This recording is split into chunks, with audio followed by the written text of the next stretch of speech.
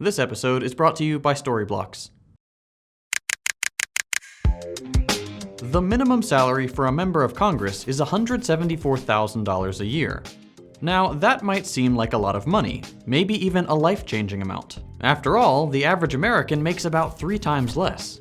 But in reality, that number means very little to many of our politicians. That 6-figure check is pretty insignificant when you compare it to the wealth of someone like Nancy Pelosi, whose net worth is somewhere upward of $115 million. For reference, that ridiculous amount of money puts her in the top 0.1% of Americans, and makes her one of the wealthiest politicians in this country. If she had made all that through her salary alone, never spending a penny and only ever cashing in her current all-time high House Speaker salary of $239,000, she would have had to work for over 500 years.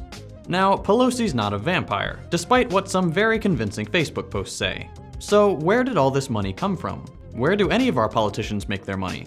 As it turns out, Nancy's situation isn't all that unique.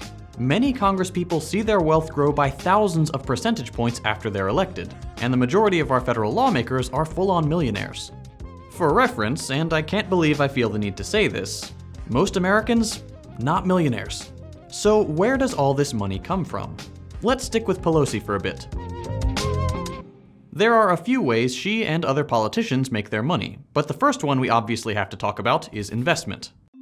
Using Nancy's public records, researchers at Open Secrets found that in 2018 she invested $46.5 million in real estate, another $15.8 million in electronics manufacturing, and a cool $15 million into just Apple. Admittedly, this doesn't tell us where this spending money first comes from. We'll get to that later. But this information still matters a lot. That's because, as it turns out, Nancy Pelosi is an investment genius. Investing, and doing a bang-up job at it, has been one of the big ways she and her husband Paul have been able to multiply their fortunes during her tenure as a politician. Between 2020 and 2021, the Pelosi's traded over $50 million in assets for an annualized return of 69%. Nice. Now, that number doesn't mean anything to me, except the obvious thing. So I googled it, and this is about 6 to 7 times higher than the average stock market return, making her a better investor than Warren Buffett, George Soros, and Cathie Wood, whose whole deal is investing. They don't spend any time holding elected office or anything. The point is that these returns are incredibly lucrative. While millions of Americans fell into poverty because of the COVID pandemic, Pelosi's wealth grew by an eye-watering $16.7 million. So, of course, when a reporter asks her the question, should members of Congress and their spouses be banned from trading individual stocks while serving in Congress, she said, No. No. She said no. Okay, Pelosi is an incredibly quote-unquote talented investor, and it might be tempting to single her out, but none of this is all that unusual. It turns out, congresspeople have always been surprisingly good at investing. You might remember these 4 from the start of the pandemic. In February, this one wrote this article, where he says the US is better prepared than ever before to face emerging public health threats. But then a week later, he did this. Weird. Well, not really. Before the rest of us knew how bad COVID would get, but after internal briefings by the CDC and Fauci on the severity of the upcoming pandemic, these 4 senators dumped a whole bunch of money they held in the stock market right as it was about to crash. They all made hundreds of thousands of dollars, presumably using information not disclosed to the public. But hey now, maybe they're just really good investors. The DOJ certainly seems to think so, since all the investigations into what they did have since been closed. Seems reasonable. Here again, I want to be clear that what these senators did is not special. I led with the people with names and faces, but this trend is bigger than 4 senators and the Pelosi's. Congresspeople have always been surprisingly good at investing. A 5-month-long Business Insider investigation found that at least 49 members of Congress and 182 high-ranking congressional staffers engage in insider trading. Multiple successive academic reports that looked into senatorial stock returns have consistently found that, overall, senators are just really good at beating the market, oftentimes by several percent. Why?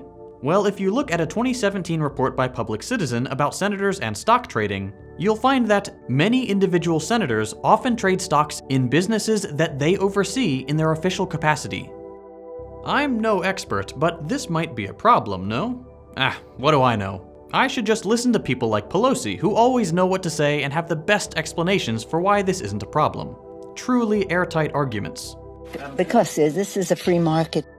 Makes sense to me. Everybody say thank you to Mrs. Pelosi for that valuable lesson in economics. But fine, what if investments and abuses of information couldn't explain any of the astonishing wealth of our politicians? Another good place to look is lobbying. Lobbying is a very, very well-funded industry. In 2021, $3.7 billion were spent on federal lobbying alone. As you can see from this list, the top spenders are almost exclusively businesses, large industries, and the firms that represent them. You can put that info on a graph and it looks like this. Labor and citizen special interests represent almost nothing. If lobbying were a bag of Chex Mix, you'd be getting like 1 rye chip per 50 handfuls of pretzels. But the thing with lobbying is that it doesn't work like an outright bribe. There's a lot of money in lobbying, but in the grand scheme of things, the amounts that are actually spent mean very little to the politicians. While I can tell you that Nancy Pelosi got $180K from officially registered lobbyists, she's not really getting that money for herself. That money mainly goes into campaign financing. And then there's all sorts of amounts not on this list, that go into things like extravagant dinners. In any case, it's not where the millions of dollars in the Pelosi bank account are coming from. Lobbying gets money into political hands in a much more indirect way, that's sustained by a mutually beneficial relationship. To get the wheels turning on this relationship, lobbies will get close to politicians, using a business's wealth to build rapport that can be translated into favorable legislation or outright subsidies. Essentially, they'll pay for ways to sit at the same table at a nice restaurant or get an hour in the right office. Why? Well, one study estimates that every dollar spent on lobbying returns an average of $760. If that number seems a little high to you, and it might very well be, regardless of what the actual amount is, it will always be more than what's put in. Businesses wouldn't lobby if it didn't serve them. But that's just what businesses get from lobbying. What about politicians? Well, for politicians, the benefits of lobbying are split between long-term and short-term benefits. In the long term, politicians know that 2/3 of them will leave politics to enter the lobbying industry. Once there, their years in government will have made them very valuable assets to lobbyists, and therefore come with a nice big bag of money with a dollar sign on it. That means that politicians spend years in office greasing the revolving door that'll let them leave government with lucrative jobs in the industries they cozied up to during their tenure. But that's for the long term. In the short term, cozying up to lobbyists can come with other, more immediate benefits. For example, in 2008, after Visa made a few small contributions to Pelosi's campaign, her husband Paul was granted privileged access to a Visa IPO, where he was able to invest a large sum of money before stock prices went up. And all Nancy had to do was stall the passage of a law that would cut into Visa's profits, which she did. But fine, let's keep going and assume investment and lobbying mean absolutely nothing to these people's wallets. The reality is, a lot of our politicians are just exceptionally wealthy right off the bat. While a lot of politicians use their office as an elevator into the upper strata, many others come in fully formed, using government only to exaggerate their already impressive wealth. That's the case for the Pelosis, whose shared finances are built on the venture capital firm that Paul founded. The company with probably the least Googleable name in the world, Financial Leasing Services. And I know I focused on the Pelosis a lot this video, but this applies to like half our politicians. And there's a reason for that. Being wealthy opens up a corridor to political life that being an average American just doesn't. At the personal level, being wealthy means you don't have to worry about keeping a full-time job while you run, or making sure you have food on the table and a roof over your head. That's huge, but that's not where the biggest benefits come from. The main reason the wealthy have such an easy time taking over politics comes from the fact that their incentives align with those of established parties. Political parties have an incentive to promote wealthier candidates and support them more because wealth begets wealth.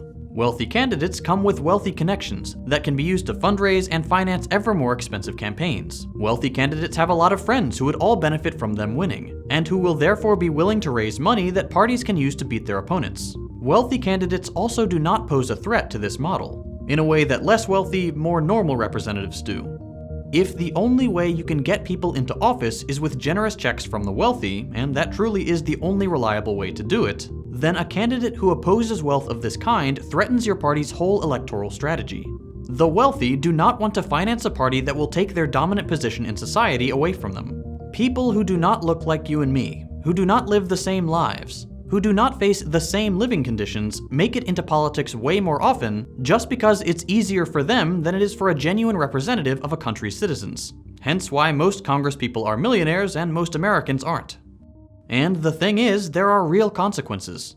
Our politics are dramatically influenced by all these different relationships to the capitalist class. Whether it's because of its disproportionate amount of seats at the table, its powerful use of lobbying, or the fact that it's in the best interest of politicians invested in the stock market to cater to capital. These people are not like you. They do not represent you, and they don't act in your interest. This doesn't mean that not a single law gets passed that protects those who work for a living. Those laws just aren't the priority. They get artificially delayed, pared down to the bare minimum, and written carefully to only sacrifice the short-term interest of capital for the long-term survival of the capitalist economy. What matters is not the individual battles, it's that the overall outcome doesn't threaten profitability. The balance of power is on their side. Wrestling it away and putting that power back in the hands of the people is the first priority. Over the years, I've had a lot of people ask me how I make my videos. Particularly, they want to know where I get all my footage. The answer is Storyblocks. Storyblocks is one of the most well-known platforms for sourcing royalty-free assets like stock footage, After Effects templates, music, images, and sound effects. For people like me who need to cover a lot of material but don't have the budget of Hollywood films or big production houses, being able to lean on Storyblocks and their massive library of content is a game changer. It allows me to make the videos I want to make without sacrificing my vision due to time, budget, or resource constraints. If I'm being perfectly honest, there's no way I could make my videos without Storyblocks and the footage they provide. I use a ton of stock footage in my videos, so I'm constantly downloading shots from Storyblocks. And the best part is, the vast majority of their catalog doesn't scream stock footage like a lot of other sites. Their footage is high quality, professional, and covers just about every topic you could ever need. From aerials, to city life, to professions, manufacturing, and more. And if you do happen to want a meme shot, they have those too. If you're looking to get started making videos like mine, I highly recommend you give Storyblocks a try. They've got flexible subscription plans for every budget. And if you're like me and you need literally hours of stock footage, their unlimited all-access plan gives you the freedom to download and use as many assets as you want. So if you'd like to help support my channel and get access to one of my absolute favorite video production resources, visit storyblocks.com/secondthought and give it a try today. If you enjoyed this video, consider dropping a like. If you hated it, a thumbs down. You can check out my previous content by clicking the links on your screen. Thanks for watching, and I'll see you next week.